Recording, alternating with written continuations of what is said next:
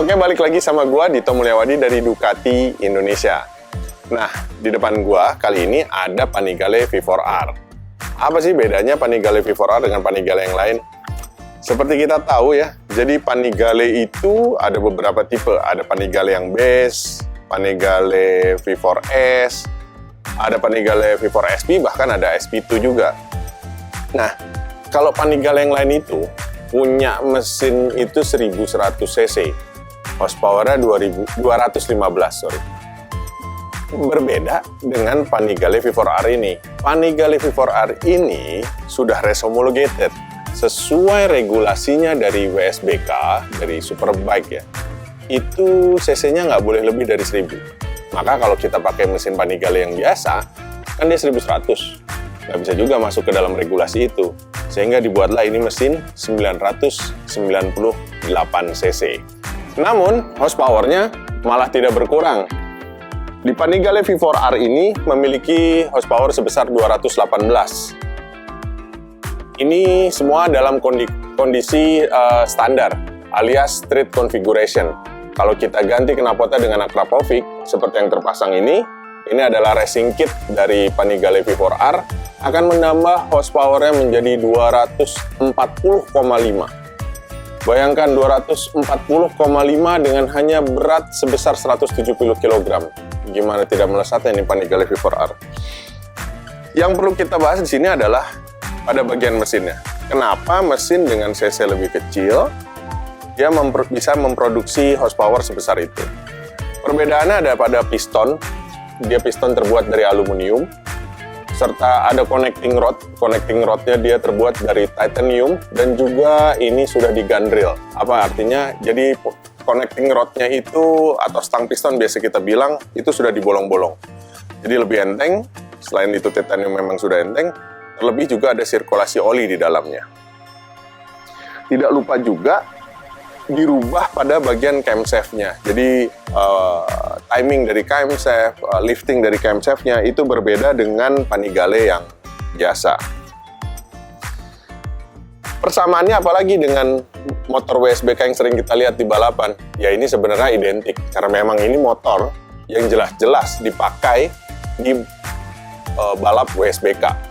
Jadi ini motornya ini hanya dimodifikasi sedikit lagi untuk balap di WSBK.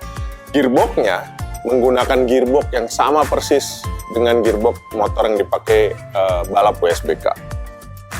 Tidak lupa dilengkapi juga dengan quick shifter yang memang sudah hampir standar pada semua Ducati. Tapi pada bagian clutch-nya dia dilengkapi dengan dry clutch dari STM yang khusus memang dipakai di WSBK. Jadi memang agak sedikit berbeda dengan Panigale yang menggunakan dry clutch lainnya. Di bagian belakangnya juga sudah dilengkapi dengan DDA, yaitu Ducati Data Analyzer yang dapat menganalisa kondisi sirkuit, perpindahan gigi, bagaimana pembalap tutup throttle, ngerem di mana, itu semuanya sudah bisa dianalisa melalui laptop. Dan juga kalau kita ngelihat di bagian holder sebelah kanannya, itu sudah ada pit limiter. Alias biar lu bisa gaya-gaya nih, masuk pit di limit misalkan hanya 30, speednya di pit tersebut ya dia bisa nahan di hanya speed 30 itu. Jadi mirip banget sama motor balap biasanya ya, memang ini real motor balap, real motor yang dipakai oleh WSBK. Pada bagian kaki-kaki, dia sudah dilengkapi dengan Öhlins full adjustable bagian depan, tapi memang dia tidak di-adjust secara elektronik, karena di balap memang tidak menggunakan elektronik, semuanya menggunakan manual di setelnya. Dan di bagian belakangnya sudah menggunakan Öhlins juga full adjustable, dan itu adalah Öhlins TTX.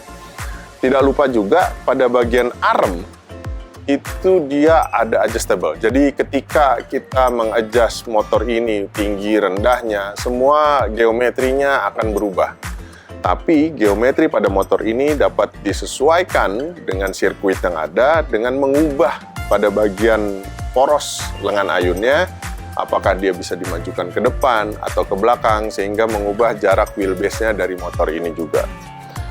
Nah, dari sekian banyak perbedaannya antara Panigale ini dengan Panigale yang lain, otomatis Panigale ini menjadi Panigale top of the line-nya dari lini Panigale yang ada di Ducati. Masih tertarik sama hal-hal lain? Nanti kita bahas motor yang lain. Sampai sini aja kita bahasnya Panigale V4R.